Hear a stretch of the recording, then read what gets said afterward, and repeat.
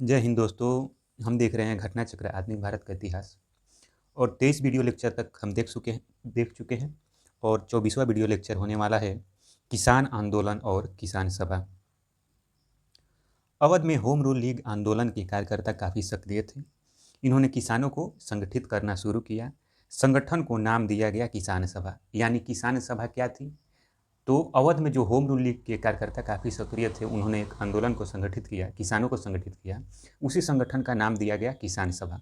फरवरी 1918 में इंद्र नारायण द्विवेदी, गौरी शंकर मिश्र और मदन मोहन मालवीय के प्रयासों से यूपी किसान सभा संयुक्त प्रांत किसान सभा की स्थापना हुई। इस संगठन ने किसानों को बड़े पैमाने पर संगठित किया।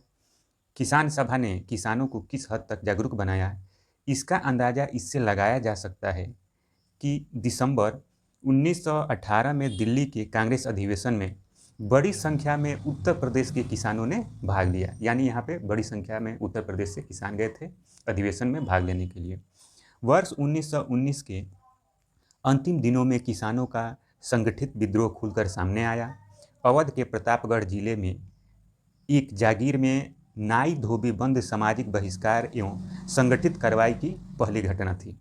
झिमरी सिंह और दुर्गपाल सिंह ने इसमें महत्वपूर्ण भूमिका निभाई, लेकिन जल्द ही आंदोलन में एक नया चेहरा उभरा, बाबा रामचंद्र, जिन्होंने आंदोलन की बागडोर ही नहीं संभाली, अपितु उसे और मजबूत और जुझारू बनाया। बाबा रामचंद्र मूल नाम श्रीधर बलवंत जोधपुरकर। उनका जन्म कहाँ हुआ था? तो जन्म ग्वालियर के एक छोटे से ब्राह्मण परिवार में हुआ था। कुछ स्रोत में उनका जन्म महाराष्ट्र में हुआ था।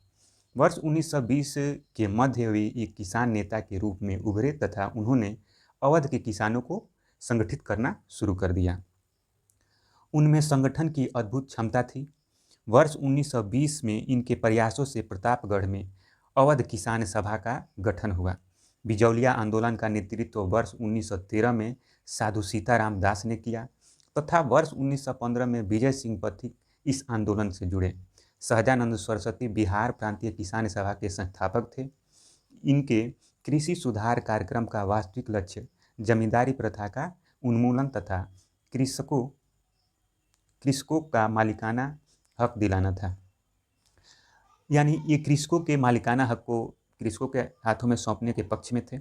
किसानों के प्रति इनकी समर्पित सेवाओं के कारण इन्हें किसान प्राण कहा जाता था। वर्ष 1936 में लखनऊ में अखिल भारतीय किसान कांग्रेस की स्थापना हुई, जिसका नाम बदलकर अखिल भारतीय किसान सभा कर दिया गया। इसके अध्यक्ष भी स्वामी सहजानंद को तथा महासचिव एनजी रंगा को बनाया गया। फैजपुर में कांग्रेस के साथ अखिल भारतीय किसान कांग्रेस का भी दूसरा सत्र चला, जिसकी अध्यक्षता एनजी रंगा ने की। एका आंदोलन वर्ष 1921-22 का नेतृत्व पिछड़ी जाति के मदारी पासी ने किया था। इस आंदोलन में, जिसकी गतिविधि के मुख्य केंद्र हरदोई, बाराबंकी, बहराइच तथा सीतापुर थे, किसानों की मुख्य शिकायतें जमींदारों द्वारा लगान में बढ़ोतरी और उपज के रूप में लगान वसूल करने की प्रथा को लेकर थी। किसानों से 50% से अधिक लगान वसूल किया जा रहा था। इस आंदोलन में सरकार को लगान देना बंद नहीं किया गया, बल्कि आंदोलनकारियों की प्रमुख मांग थी बढ़ती हुई महंगाई के कारण लगान का नकद में रूपांतरण किया जाए।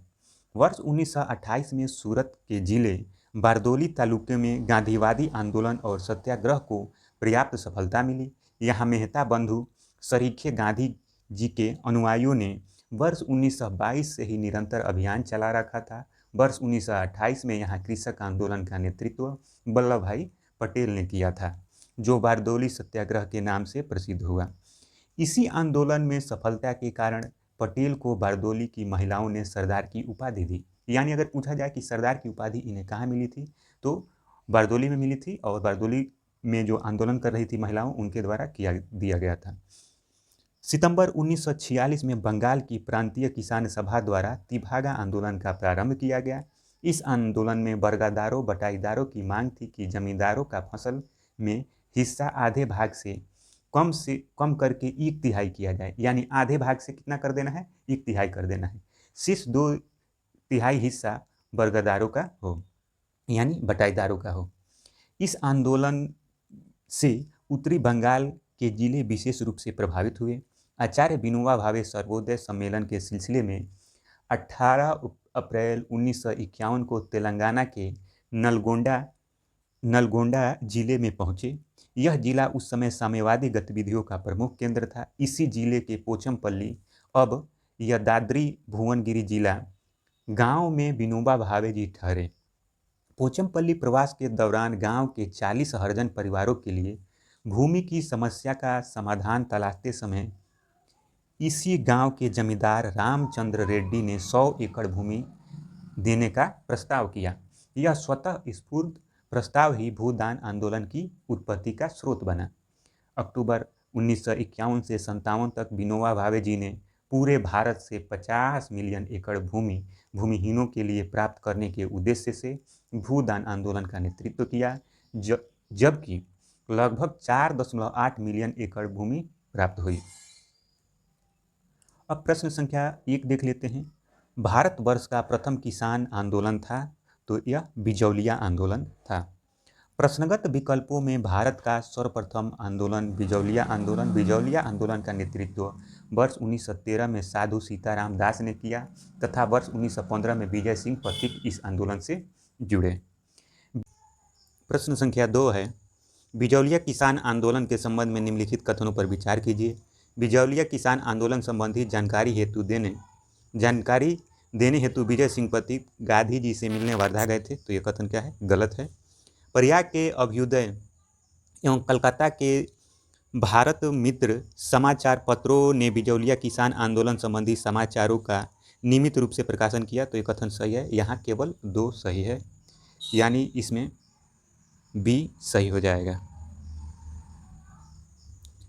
बिजौलिया किसान आंदोलन की शुरुआत राजस्थान के मेवाड़ राज्य के किसानों द्वारा 1897 में की गई थी। यह देश का सबसे लंबा किसान आंदोलन माना जाता है, जो लगभग 44 वर्षों तक चला। इस किसान आंदोलन के पहले चरण के नेतृत्व में साधु सीताराम दास द्वारा तथा आंदोलन के दूसरे चरण का नेतृत्व विजय सिंह पथिक द्वारा किया गया। विजय सिंह पथिक एक प्रसिद्ध भारतीय स्वतंत्रता सेनानी और किसान नेता थे। उन्होंने मेवाड़ क्षेत्र में किसानों पर लगाए गए अतिरिक्त करों के विरुद्ध आवाज़ उठाई। वे बिजौलिया किसान आंदोलन के दौरान किसानों की समस्याओं से गांधी जी को अवगत कराने के लिए वर्धा नहीं गए थे। प्रयाग के अभ्युदय और कलकत्ता के भारत मित्र जैसे समाचार पत्रों ने बिजौलिया किसान आंदोलन संबंधी समाचारों को नियमित रूप से प्रकाशित किया। अतः कथन 1 सही नहीं है, जबकि कथन 2 सही है। प्रश्न संख्या 3 है, निम्न में से कौन फरवरी 1918 में स्थापित यूपी किसान सभा की स्थापना से संबद्ध नहीं था? तो ये जवाहरलाल नेहरू इससे संबंधित नहीं थे। अवध में होम रूल लीग आंदोलन के कार्यकर्ता काफ़ी सक्रिय थे। इन्होंने किसानों को संगठित करना शुरू किया। संगठन को नाम दिया गया किसान सभा। फरवरी 1918 में इंद्र नारायण द्विवेदी, गौरीशंकर मिश्र और मदन मोहन मालवीय के प्रयासों से यूपी किसान सभा संयुक्त प्रांत किसान सभा की स्थापना हुई। वर्ष 1918 के संयुक्त प्रांत किसान सभा का गठन निम्न में से किस नेता ने किया था? तो इंद्र नारायण द्विवेदी ने किया था। नाई धोबी बंद सामाजिक बायकॉट का स्वरूप था जो वर्ष 1919 में हुआ। तो ये कहाँ चलाया गया था? तो ये प्रतापगढ़ जिले में चलाया गया था। वर्ष 1919 के अंतिम दिनों में किसानों का संगठित विद्रोह खुलकर सामने आया। अवध के प्रतापगढ़ जिले की एक जागीर में नाई धोबी बंद सामाजिक बहिष्कार एवं संगठित कार्रवाई की पहली घटना थी। झिंगुरू सिंह और दुर्गपाल सिंह इसमें महत्वपूर्ण भूमिका निभाई, लेकिन जल्द ही आंदोलन का एक नया चेहरा उभरा, बाबा रामचंद्र, जिन्होंने आंदोलन की बागडोर ही नहीं संभाली अपितु उसे और मजबूत एवं जुझारू बनाया। बाबा रामचंद्र का मूल नाम क्या था? श्रीधर बलवंत जोधपुरकर। इनका जन्म ग्वालियर के एक छोटे से गांव के ब्राह्मण परिवार में हुआ था। कुछ स्रोतों के अनुसार उनका जन्म महाराष्ट्र में हुआ था। वर्ष 1920 के मध्य वे एक किसान नेता के रूप में उभरे। इन्होंने अवध के किसानों को संगठित करना शुरू किया। इनमें संगठन की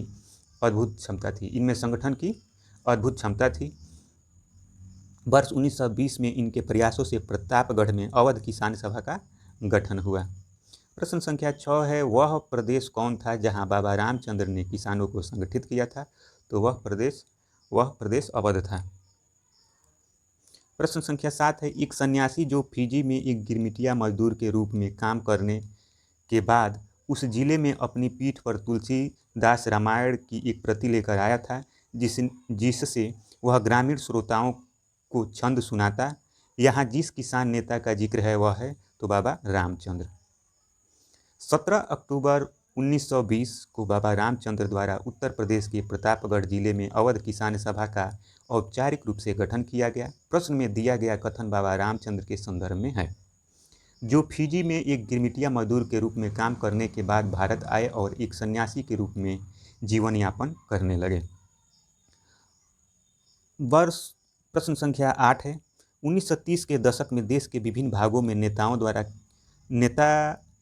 द्वारा किसान आंदोलन चलाए गए। उनके प्रभाव क्षेत्र सुमेलित है, तो यह कहाँ चलाए गए थे, इनको देख लेना है। यहाँ हो जाएंगे सहजानंद सरस्वती, तो सहजानंद सरस्वती बिहार में थे। सहजानंद सरस्वती कहाँ थे? बिहार में थे। खुदाई खिदमतगार हो जाएगा NWFP। स्वामी रामानंद की बात करें तो हैदराबाद, और अब्दुल्ला खां दक्षिणी असम, यानी बी हो जाएगा। व्याख्या देख लेते हैं।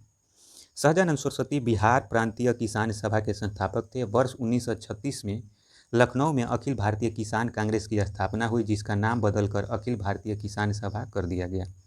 इसका अध्यक्ष भी स्वामी सहजानंद को ही बनाया गया। उत्तर पश्चिमी सीमांत प्रांत NWFP में खान अब्दुल गफ्फार खां के नेतृत्व में खुदाई खिदमतगार या लाल कुर्ती संगठन ने सविनय अवज्ञा आंदोलन में सक्रिय भूमिका निभाई। स्वामी रामानंद हैदराबाद में थे और अब्दुल हमीद खान की बात करें तो ये असम में थे। अब्दुल हमीद खान असम में थे। प्रश्न संख्या 9 है, इनमें से कौन 1930 के दशक में किसान सभा में सक्रिय रूप से जुड़े थे? तो स्वामी सहजानंद। 1930 के दशक में किसान सभा आंदोलन से स्वामी सहजानंद सरस्वती सक्रिय रूप से जुड़े थे। बिहार प्रांतीय किसान सभा का गठन उन्होंने ही किया तथा अप्रैल 1936 में लखनऊ में संपन्न प्रथम अखिल भारतीय किसान सम्मेलन की अध्यक्ष इन्हीं को चुना गया।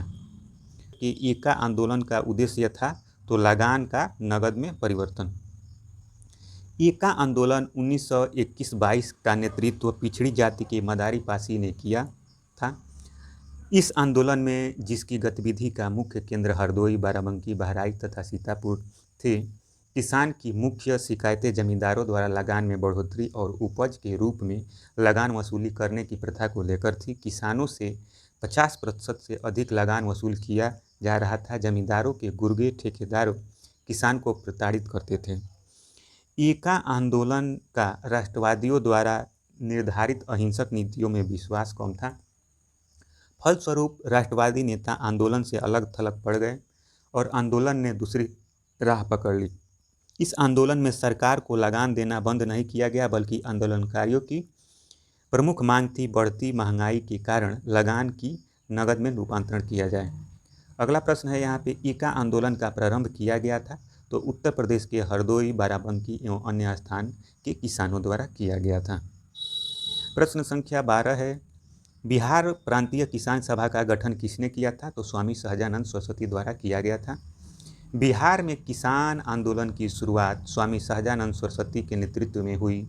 सहजानंद सरस्वती ने वर्ष 1929 में बिहार प्रांतीय किसान सभा की स्थापना की।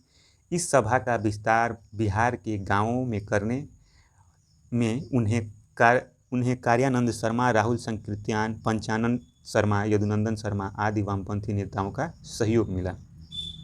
प्रश्न संख्या 13 है, किसानों द्वारा विपत्तियों का सामना करने को उजागर करने के लिए सहजानंद सरस्वती ने किस समाचार पत्र को प्रकाशित किया था? तो ये लोक संग्रह नामक जो पत्र था, समाचार पत्र, उसको प्रकाशित किया गया था। लोक संग्रह और हुंकार समाचार पत्र का प्रकाशन सहजानंद सरस्वती ने किया। इस समाचार पत्र लोक संग्रह में सहजानंद सरस्वती ने किसानों के ऊपर पड़ने वाले विपत्तियों को उजागर किया।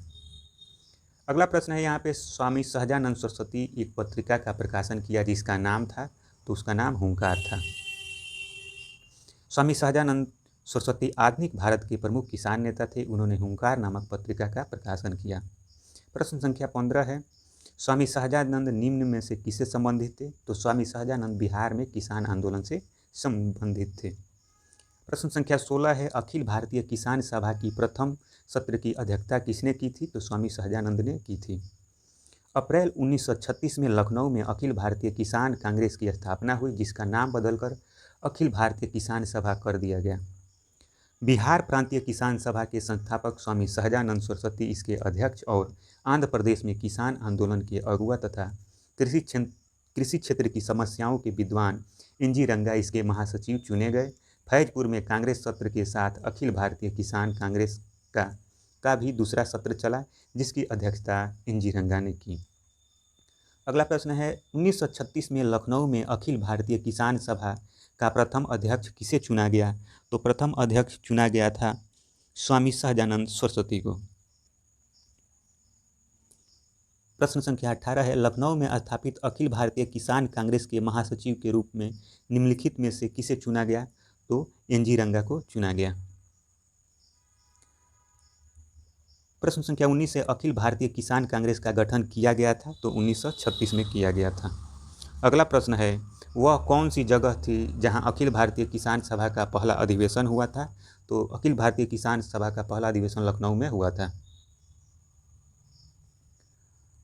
प्रश्न संख्या 21 है, अखिल भारतीय किसान सभा के संस्थापक थे? तो स्वामी सहजानंद सरस्वती। अगला प्रश्न है, स्वामी सहजानंद का संबंध था? तो बिहार के किसान आंदोलन के साथ। बिहार किसान सभा से कौन जुड़ा था? तो यहाँ इसमें तो उपयुक्त में से सभी हो जाएंगे, स्वामी सहजानंद, कार्यानंद, राव संकीर्त्यान, यदुनंदन शर्मा। बिहार प्रांतीय किसान सभा से स्वामी सहजानंद सरस्वती, कार्यानंद, यदुनंदन शर्मा आदि अनेक नेता जुड़े थे। अगला प्रश्न है यहाँ पे, स्वामी सहजानंद सरस्वती ने भूमि और जल मार्ग के राष्ट्रीयकरण की मांग के साथ भारतीय संयुक्त किसान सभा का गठन किया था? तो उनकी मृत्यु से ठीक पहले किया था। अखिल भारतीय किसान सभा AIKS का गठन स्वामी सहजानंद के मार्गदर्शन में वर्ष 1936 में किया गया, जबकि स्वामी सहजानंद सरस्वती ने अपनी मृत्यु से पूर्व स्वामी सहजानंद की मृत्यु 1950 में वर्ष 1940 के दशक में अखिल भारतीय संयुक्त किसान सभा AIUKS की स्थापना में मुख्य भूमिका निभाई। अखिल भारतीय संयुक्त किसान सभा की मांगें बहुआयामी थी, लेकिन उनमें एक प्रमुख मुद्दा था भूमि और जल मार्गों का राष्ट्रीयकरण। यह मांग इस विश्वास से उत्पन्न हुई कि भूमि और जल जैसे संसाधनों का नियंत्रण कुछ जमींदारों या निजी हितों के हाथों में होने के कारण किसानों का शोषण और गरीबी बढ़ रही थी। इस संसाधनों के राष्ट्रीयकरण से यह उम्मीद थी कि भूमि और जल को अधिक समान रूप से वितरित किया जा सकेगा, उनका प्रबंधन व्यापक जनसंख्या के लाभ के लिए किया जा सकेगा, विशेष रूप से ग्रामीण समुदायों के लिए। प्रश्न संख्या 25 है, निम्नलिखित में से किस एक कांग्रेसी नेता ने प्रथम भारतीय किसान सभा में भाग लिया था? अखिल भारतीय किसान सभा में भाग लिया था? तो जवाहरलाल नेहरू ने भाग लिया था। अखिल भारतीय किसान सभा 1936 में जवाहरलाल नेहरू ने संबोधित किया था। इसी अधिवेशन में स्वामी सहजानंद सरस्वती को इस सभा का अध्यक्ष और एनजी रंगा को महासचिव चुना गया था। प्रश्न संख्या 26 है, इनमें से कौन बिहार में किसान आंदोलन के साथ जुड़े थे? तो राजेंद्र प्रसाद। प्रश्नगत विकल्पों में डॉक्टर राजेंद्र प्रसाद बिहार में किसान आंदोलन से जुड़े थे। ये संविधान सभा के अध्यक्ष थे। संविधान लागू होने के बाद ये भारत के प्रथम राष्ट्रपति बने। प्रश्न संख्या 27 में मिलान करना है। बारदोली सत्याग्रह, तो ये सरदार वल्लभ भाई पटेल थे यहाँ पे। भारतीय किसान संस्थान, तो ये एनजी रंगा। बंगाल प्रजा पार्टी फजलुल हक ने किया था। और बर्खास्त संघर्ष ये स्वामी श्रद्धानंद सरस्वती द्वारा किया गया था। इसमें व्याख्या देख लेते हैं। वर्ष 1928 में सूरत जिले के बारदोली तालुके में गांधीवादी आंदोलन और सत्याग्रह को पर्याप्त सफलता मिली। यह मेहता बंधु सरीखे गांधी जी के अनुयायियों ने वर्ष 1922 से ही निरंतर अभियान चला रखा। वर्ष 1928 में यहाँ कृषक आंदोलन के नेतृत्व में वल्लभ भाई पटेल ने किया था, जो बारदोली सत्याग्रह के नाम से प्रसिद्ध हुआ। इसी आंदोलन में सफलता के कारण पटेल जी को बारदोली की महिलाओं ने सरदार की उपाधि प्रदान की। भारतीय किसान संस्थान की स्थापना एनजी रंगा ने की। वर्ष 1929 में फजलुल हक ने प्रजा पार्टी जो बाद में चलकर आगे बंगाल प्रजा पार्टी बनी की स्थापना की।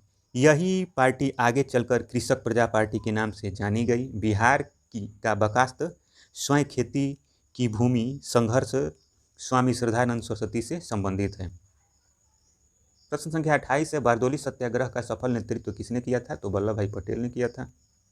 प्रश्न संख्या 29 है, बारदोली सत्याग्रह 1928 का नेतृत्व किसने किया था? तो सरदार वल्लभ भाई पटेल ने किया था। अगला प्रश्न है, निम्न में से किस आंदोलन में सरदार वल्लभ भाई पटेल ने मुख्य भूमिका निभाई थी? तो बारदोली सत्याग्रह में। अगला प्रश्न है, वल्लभ भाई पटेल को सरदार की उपाधि किसने दी थी? तो महात्मा गांधी ने दी थी। महात्मा गांधी ने वल्लभ भाई पटेल को सरदार की उपाधि उनकी बड़ी संगठन क्षमता के कारण किस आंदोलन में दी गई थी? तो बारदोली सत्याग्रह में दी गई थी। प्रश्न संख्या 33 है, बंगाल के तिभागा किसान आंदोलन की मांग क्या थी? तो जमींदारों की हिस्सेदारी को फसल के आधे भाग से कम करके 1/3 करना था। तिभागा आंदोलन में आधे भाग से 1/3 हिस्सेदारी की मांग की गई थी। सितंबर 1946 में बंगाल की प्रांतीय किसान सभा द्वारा तिभागा आंदोलन प्रारंभ किया गया। इस आंदोलन में बर्गादारों यानी बटाईदारों की मांग थी कि जमींदारों का फसल में हिस्सा आधे भाग से कम करके 1/3 किया जाए, शेष 2/3 हिस्सा बर्गादारों का हो। इस आंदोलन से उत्तरी बंगाल के जिले विशेष रूप से प्रभावित हुए। अगला प्रश्न है, तिभागा आंदोलन वर्ष 1946 में बंगाल में प्रारंभ हुआ था। तो ये कैसा आंदोलन था? तो ये किसानों का आंदोलन था। तो किसान सभा के नेतृत्व में इसको आरंभ किया गया था। अगला प्रश्न है, भूदान आंदोलन का सर्वप्रथम प्रारंभ किस राज्य में हुआ था? तो आंध्र प्रदेश में हुआ था। आचार्य विनोबा भावे द्वारा भूदान आंदोलन का प्रारंभ 18 अप्रैल 1951 को आंध्र प्रदेश के तेलंगाना क्षेत्र में पोचमपल्ली ग्राम वर्तमान तेलंगाना राज्य में स्थित है से किया गया। भूदान आंदोलन भूमि सुधार करने में कृषि संस्थागत परिवर्तन लाने की एक कोशिश थी। प्रसिद्ध गांधीवादी रचनात्मक कार्यकर्ता आचार्य विनोबा भावे ने 1950 के दशक के आरंभ में इस आंदोलन के लिए गांधीवादी तकनीकों एवं रचनात्मक कार्यों तथा ट्रस्टशिप जैसे विचारों को प्रयोग में लाए। जयप्रकाश नारायण ने भी सक्रिय राजनीति छोड़कर 1953 के सर्वोदय कॉन्फ्रेंस में भूदान आंदोलन से जुड़ने का निश्चय किया और 1954 में वे इस आंदोलन से जुड़ गए। आगे चलकर भूदान आंदोलन ने नया रूप धारण किया, वह था ग्रामदान। जनवरी 1953 में पहला ग्रामदान उड़ीसा के कटक जिले के मानपुर के रूप में प्राप्त हुआ। अगला प्रश्न है यहाँ पे, आचार्य विनोबा भावे भूदान आंदोलन के प्रारंभ में निम्नलिखित स्थानों में से कौन सा उससे संबद्ध था? तो ये पोचमपल्ली। प्रश्न संख्या 37 है, भूदान आंदोलन की शुरुआत हुई थी? तो आंध्र प्रदेश राज्य से हुई थी। भूदान आंदोलन किसने प्रारंभ किया था? तो आचार्य विनोबा भावे ने किया था।